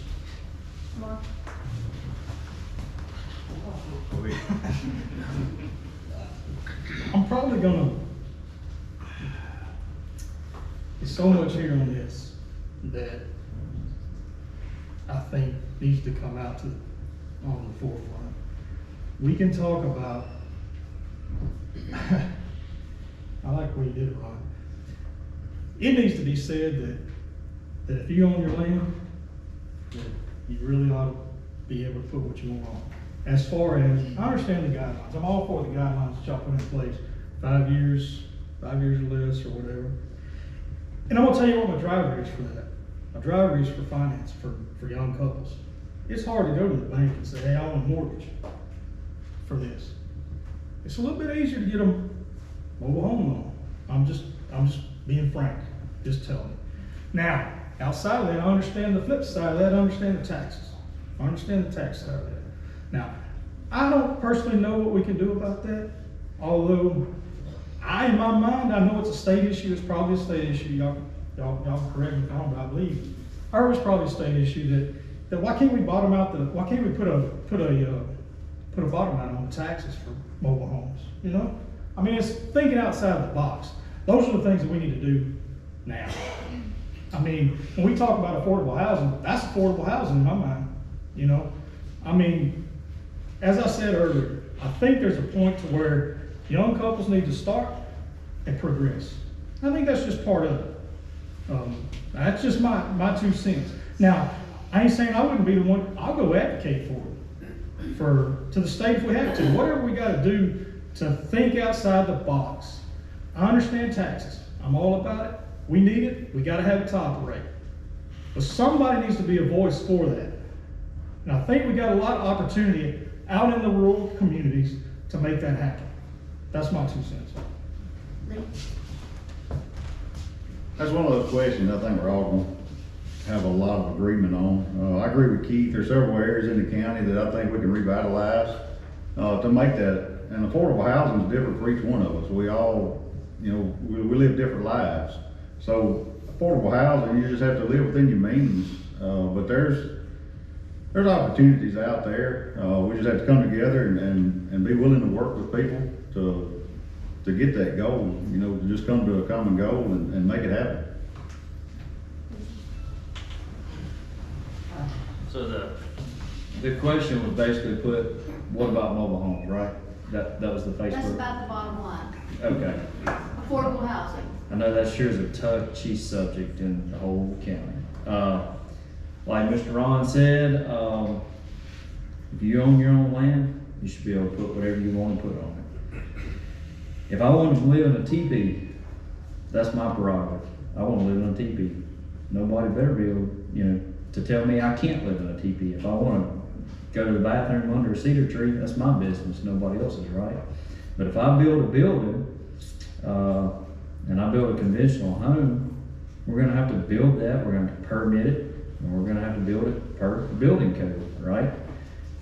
If I wanna put a mobile home in, it's gonna have to be within the county covenants that have been set into place by the planning commission. There's a minimum acreage. I've read the 72-page ruling about the mobile homes to make sure that I understood what that was all about. I think there was maybe some pushback in the beginning and maybe it ended up where it was. Now, I don't know everything there is about that. I wasn't quite involved in all that. It didn't apply to me last summer, to be honest. But I've read what's there now. I can't say I disagree with it. It tells you gotta have a 5x5 landing for a front porch and you gotta have ADA stairs and a handrail. You gotta have a pier foundation and it's gotta be strapped per National Building Code. National Building Code is there to keep us all safe. That's all I gotta say about that. Thank you. Jill?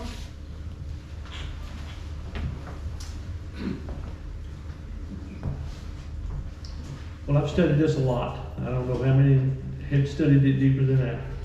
But the mobile home situation is, it came down to this board because it was economics. 2,700 mobile homes produce a $17,000 worth of taxes. That math didn't add up. So just today, I have talked with our Deborah Hoseman and I've talked to our senator and our representative about a dwelling tax. Dwelling tax is really the only answer that we could relieve the current situation that we have. If everyone paid, or if mobile homes paid a dwelling tax on the size of their mobile home, like a house is, by the square footage, you know, the assessed value of your home, that would alleviate that equation of they're not paying for the roads, the schools, everything else, the amenities that this county offers with their home. They're virtually living free. If you take $17,000 divided by 2,700, what do you got? That's not much money to pay for the sheriff's department, for paving your roads, for going on like that.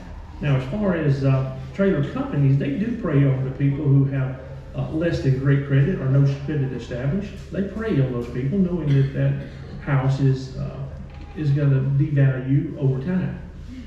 And so the key to having a stick-built home is to have a job and to stay at that job 2 years so you can qualify for the loan to start the process of building, even if it's a tiny home that's designed to be added onto and enlarged as it goes, as you improve. I mean, it's a sore subject, it's a touchy subject. I've lived in 2 mobile homes in my lifetime with 3. I had one when I was a child, and then when me and my wife married, and then one burned, and then we moved into another. And until we finally could afford a home. And so I understand the things that they go through. I'm not downgrading or talking down to anybody. I mean, I've been there, I'm that person. And it's really just a hard situation, and the county board of supervisors have to look at it from a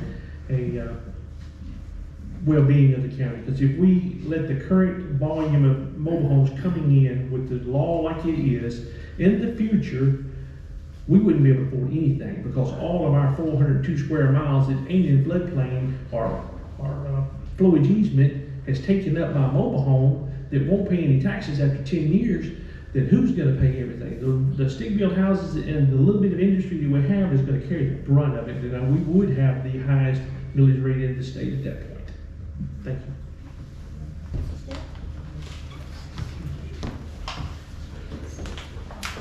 Well, to me, I grew up in a trailer, mobile home. I was a trailer when we met as a kid. But I think about my youngest son, he just turned 22 today. He's getting married in December. So, and he's got a really good job. He went through Northwest through the lineman program out there. But could this young man walk into the bank and tell him, I want to build a 12, 1,500, 2,000 square foot house? Just don't think he could. Could he go get a trailer? He could probably do that easier than what a house would be. I was telling Cole just the other day, I was at a man's house talking to him, and he asked me, he said, what's the deal with the mobile home houses? What do you think about it? And I thought, we sat in a 5,000 square foot house. And I'm thinking, this is a tricky question. It's a loaded one. I said, I'm thinking in the back of my mind, I said, I'm going to lose him right quick. And I just told him basically what I just told y'all. He said, come back here, I want to show you something. He said, you see where that temporary is right there? I said, yes, sir.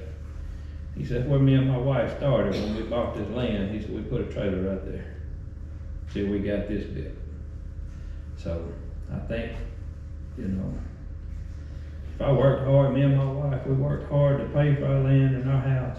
And I think, people buy land, they can do it, they can put a trailer on if they want to. I'm going to go ahead and follow up with that because we know the tax ramifications of a stick house, as you put it, as opposed to a mobile home, and how little revenue is received from mobile homes. So let me run this one by you. I did a little research and found a handful of states across the country that have instituted a tax system on mobile homes that is similar to the tax system on stick homes. So it would no longer be classified as personal property for ad valorem taxes. It would be classified as real property. Would you be supportive of a tax plan that would have to go to the state, Neil, a tax plan that would change the classification of a mobile home from ad valorem personal property to real property?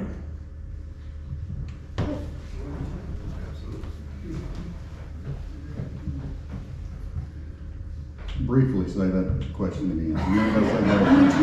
Would you be supportive of pushing a statutory change to classify mobile homes as real property as opposed to personal property?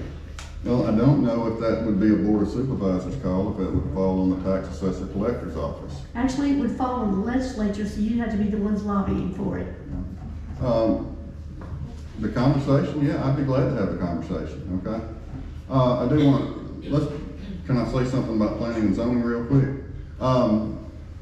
There's a lot of beautiful properties out in the county. I grew up in the Crockett community, a lot of rolling hills, a lot of beautiful homes,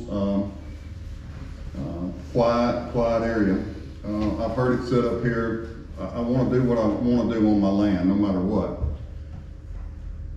I understand the concept. But what if you wake up one morning and there's a 40-acre parcel of land next to you? and you wake up one morning and there's some D8 dozers out there. And the next thing you know, they've got about 25 or 30 concrete trucks coming in. And the next thing you know, they've got a 400 by 400 square foot building going up. Probably before any of that started, I'd get a phone call. What's going on out here, Cliff? Well, there's a tire manufacturing company coming in. They're gonna manufacture, they're gonna ship tires out, now they're gonna do all their business right there on site. Well, Cliff, we can't have this right here in Crockett. We can't have this here. This is our quiet community. My only reply is, well, if without planning and zoning, there's nothing we can do. We put planning and zoning in place to protect the people, protect the people's property values. That's why it's done. Eddie?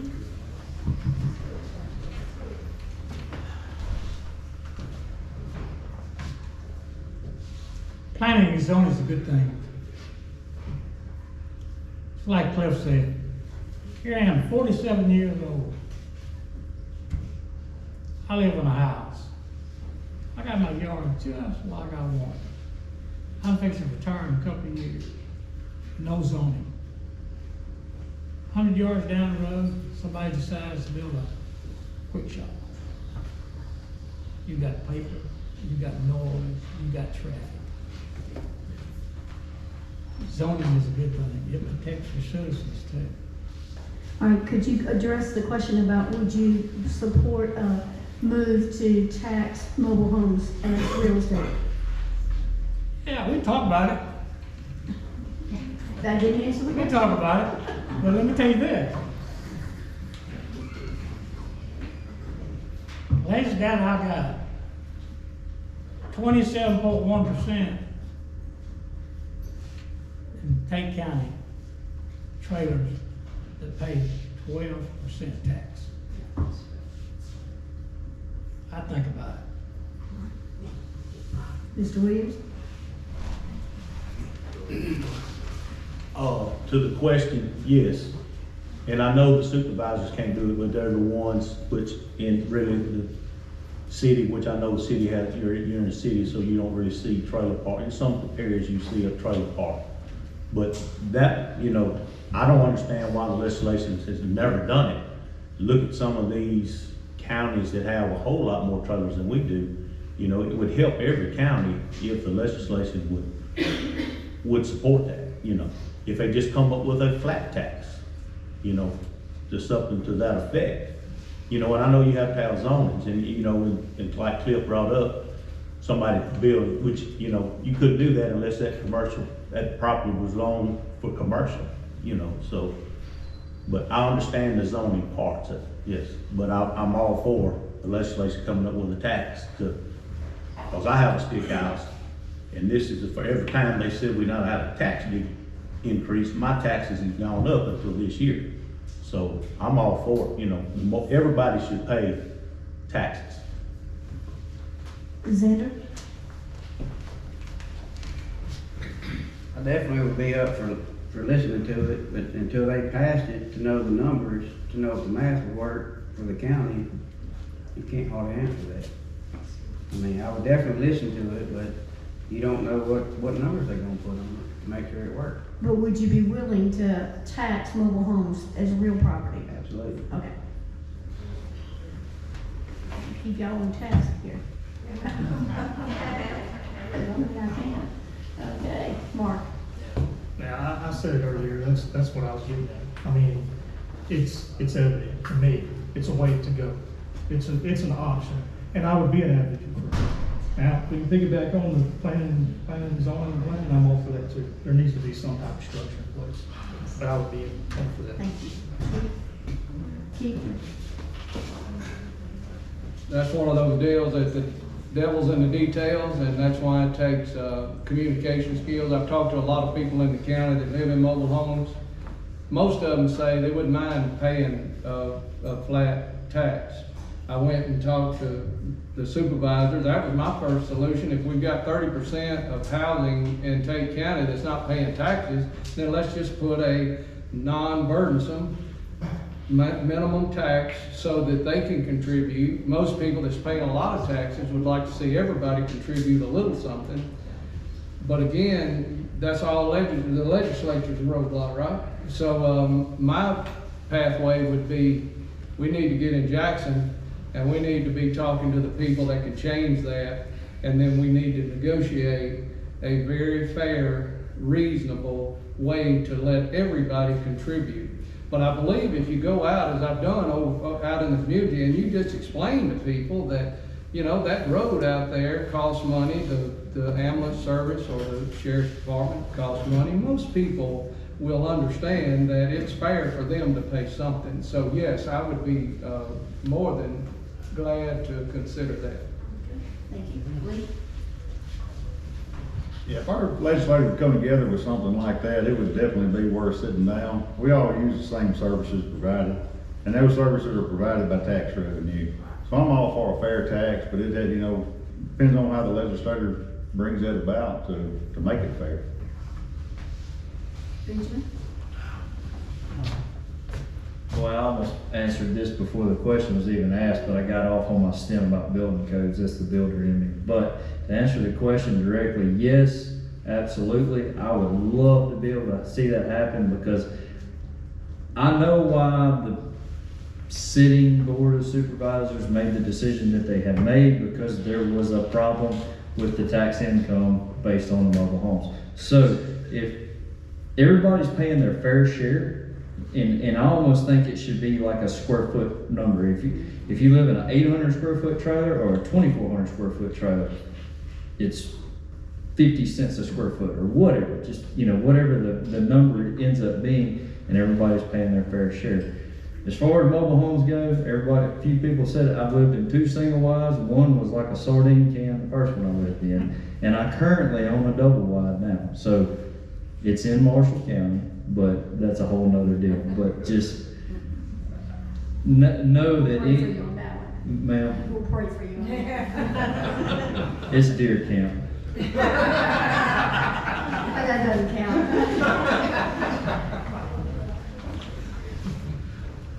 Well, as you heard me just a minute ago say that I was for dwelling tax, I'm all for that, and that would, and I just spoke with Delbert Hoseman and Neil and Trey about it this afternoon.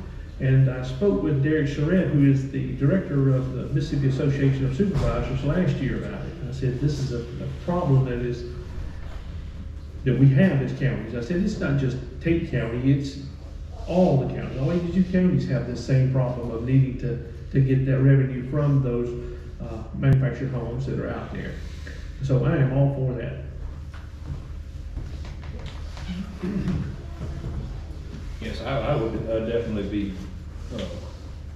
interested in that also, because, well, just like Ben said, I mean, if we came up with a fair tax for everybody, you know, square footage wise, how you pay on your house, so I'd be on board.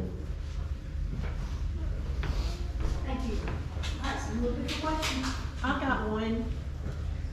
I'm loud enough. Do I need a mic? Are you sure? In the back here. I got that. I'm that teacher. I got that teacher voice. I don't know if I need one. I have one question. I've heard improve schools, improve schools, improve schools. What are y'all going to do about improving schools? And remember that we have some outstanding homeschool associations in Tate County. We've got an outstanding private school system in Tate County. And we have 2 public schools. Answer the question. Okay, I'm gonna repeat it for her because she refuses the mic. She'd like to know what the candidates would do to improve schools. You're welcome. All right, Cliff, we'll let you go. Melinda, I hope we have shown the Tate County School Board that we're willing to work with you. We've met countless times. Our administration's met with Aaliyah and all of you countless times. There's no doubt that our hearts are for the school system.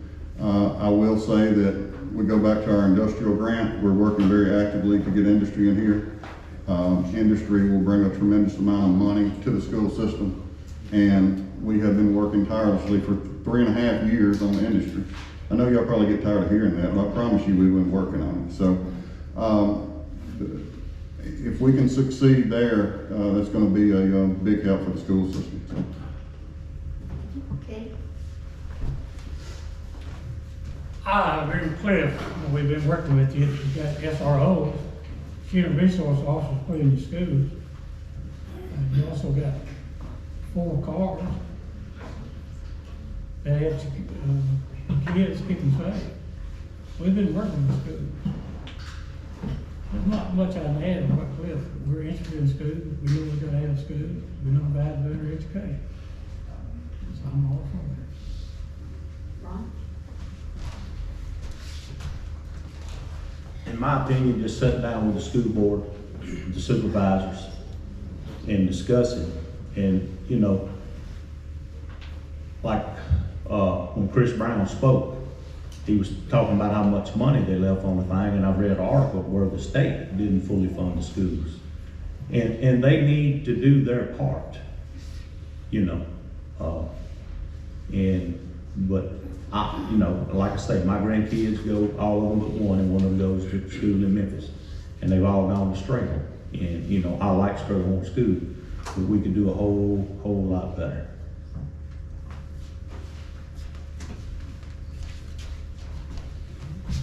Kind of like Cliff, Mr. Eddie said, it's gonna take the industry, which brings in money, and money's gonna help the schools. That's all I got.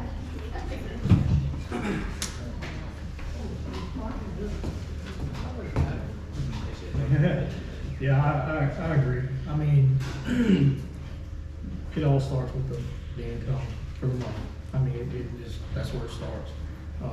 Sit down and discuss it, and I think it is, and Mr. Murphy, he says a lot in his stuff that we need to have a vision, and we all need to be on the same page for that vision, and start and go from there. But it all starts with money. But yeah, we would sit down and I would sit down and do everything I could do for the school system that we have here. We've got the people coming. Like they said, it's not when, it's there now, it's now, and we need to address it. So that's my. I'm of the opinion that money don't solve everything. I'd like to see more community involvement. We have like a Northwest, I know I've lived here for 45 years, and every time we go through there, it's beautiful. I mean, it's a wonderful campus. And it's almost like, in a way, it's kind of isolated from you know, community involvement. Not that people don't. I mean, the new performing art, I mean, that's a beautiful venue for people to go for entertainment. But I would like for us to have some innovative ways to get community involved, like maybe having professional people come in more as role models, and then have a lot of volunteerism in the school system to where people can assist the teachers. Most teachers that I've talked to, it's kind of sad, the teacher-student ratio a lot of times. It's just overwhelming. A lot of them have too many students. It'd be nice if we could come up with innovative ways to have volunteers to come in just to assist teachers as they're teaching. But all my children went to Magnolia Heights, and we homeschool. So I haven't been involved in the public system, but as a supervisor, I would feel mandated and obligated to get involved and try to understand the challenges and the difficulties that y'all have, and try to work. Thank you. Lee? Earlier when I made my introduction, you know, I talked about community involvement. That's one way that it's going to take. I mean, that's part of making your community better. As far as on the schools, is parent involvement. As parents, we've got to get involved with our kids. That's one thing that'll help our school system. I think it cost our taxpayers here $5.2 million last year to get the schools fully funded. But there's several different avenues. We just have to kind of look at everything and go from there and sit down and make decisions. All right. Yeah. For those of you getting a little antsy, I've got time for about 2 more questions, and then we'll be wrapping it up. So, Benjamin? All right, I'll make it short, sweet. If elected, what I would like to do is sit down with every entity that the county board of supervisors doles money out to. Education, road department, sheriff's department, fire, EMS, all that. What's your wish list? What do you want? How much do you need? Well, this is only how much we got. This is what we can give you. Where do we come up with the rest? That's when a sharp guy goes to the legislature and says, this is what I'm gonna do, and we'll roll my sleeves up and go to work for the county. Thank you.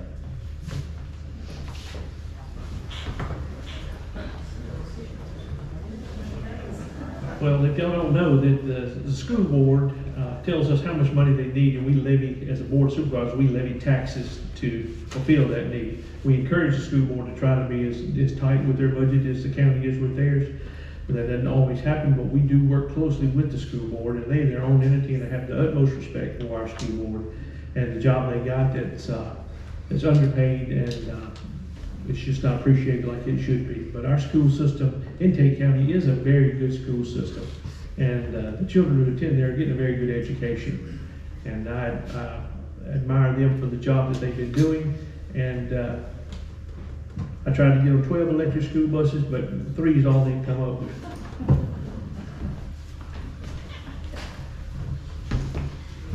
Well, I graduated in Independence in 1991.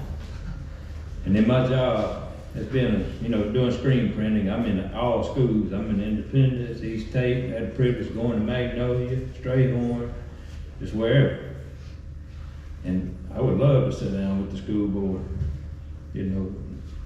wherever we at with the supervisor. I mean, I don't know where, but I'd be more than willing to work with you. Thank you.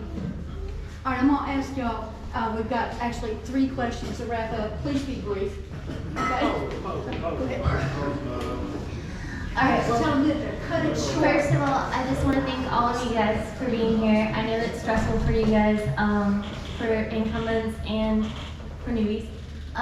So my question is a little bit different for incumbents versus new people to the board. So I've heard you guys talk about how different ideas on grants, how to bring in money. What about the money that we already have? So here's my question. What can we do, because there are several different departments that you guys are responsible for approving their budgets. What can we do, A, to hold them accountable to their budgets and to control the spending? Or is there anything we can do for people that continue to go over budget every year? That's a great question, Stephanie. As you know, we have budget workshops with each department every year, starting really like in the next week or 2. So we'll be meeting with each department, tax assessor, collector, sheriff's office, justice court, so on. Throughout the year, if we have a department that is running low on money, we try to catch that early on. We set it up quarterly. So if this quarter they've spent 50% of their entire budget in the first quarter or second quarter, we usually try to go have a conversation with them and say, hey, what was the problem? Where did we go wrong here? Or where did you go right? What happened? What purchase did you have to make to reach this point in your budget by this time in the budget year? So we do keep a check on that at all times with all departments. Okay, if y'all could just address this really briefly so we can get these last 2 questions in. Just like Cliff said, we call them in council with them. That's what we do. And we try, and everybody's got the same budget. Every supervisor's got the same budget. We all look at the same budget at the same time. And we looked at percentage, how much percentage that each department spends, per quarter. Well, we can tell they run it behind or they run it ahead. Like Cliff said, we'll sit down at council. Thank you. That's what we do.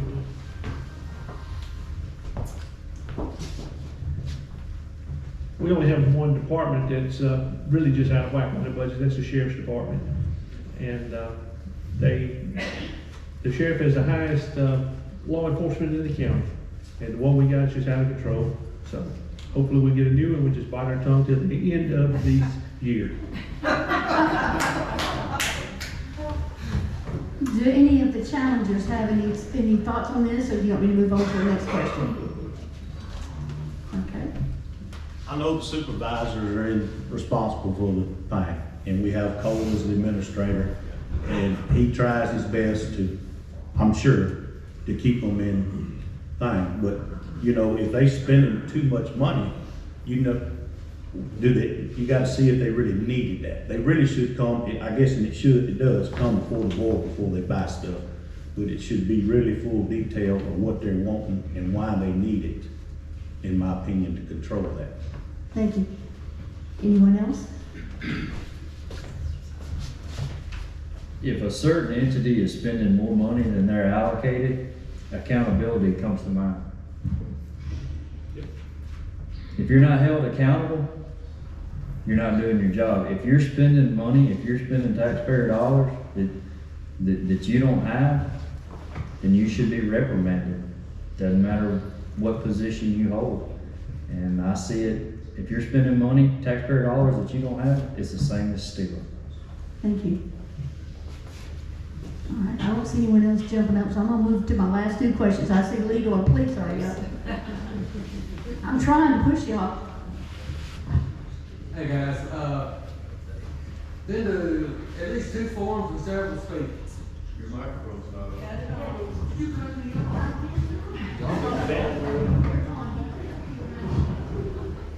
Okay guys, the question is, and it's never been brought up in any of the forums of speakers I've been to, what does a supervisor make?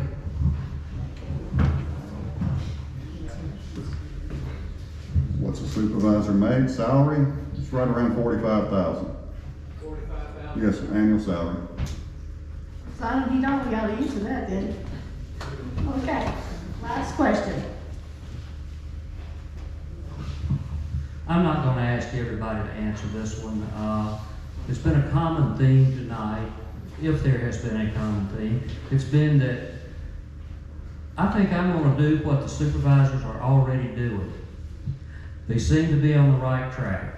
So for those of you that are running against an incumbent, what unique positive quality do you bring to the position that would justify firing the guy who's in the job and hiring you in his place? Well, let's see. Somebody gotta be first. I'm tired of going last. Well, I mean, you know, to me, I want to be more hands-on. And like I said earlier, if a person calls me, I want to go to them. I don't want to say, well, that ain't my job anymore, let me send such and such, because sometimes such and such don't show up, and they do not call you. And they will be held accountable if I'm on board. But no, like I said, I'd rather be more hands-on. If we missing somebody, and they need me to dig a ditch with them, hey, I'm not too proud. Thank you. Benjamin?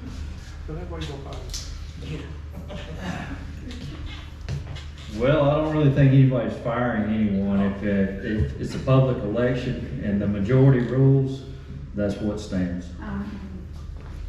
Keith, you're there. No, this is back there. I see you. I'm coming. There's nobody to be fired in this report. Oh, that's true. Y'all can watch me when it is. I forgot. There's no